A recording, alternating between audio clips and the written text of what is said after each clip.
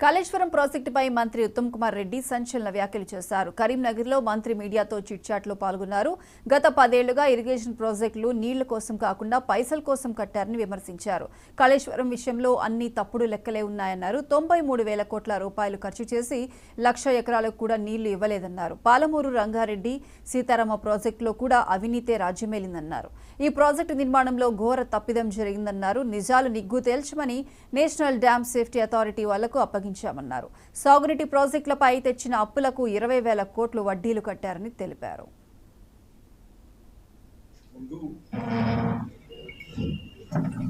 మా ప్రియతమ నాయకులు సోనియా గాంధీ గారు, రాహుల్ గాంధీ గారు తెలంగాణ ప్రజలకు హామీ ఇచ్చారు.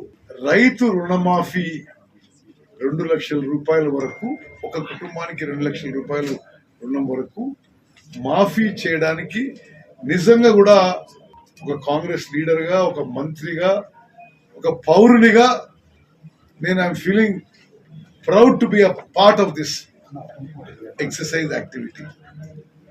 ప్రస్తుత కాంగ్రెస్ ప్రభుత్వం, రేవంత్ రెడ్డి గారు ముఖ్యమంత్రిగా, బట్టి విక్రమార్క గారు ఉప ముఖ్యమంత్రిగా, మేమందరం కేబినెట్ మంత్రులుగా రైతుల మేలు కోరి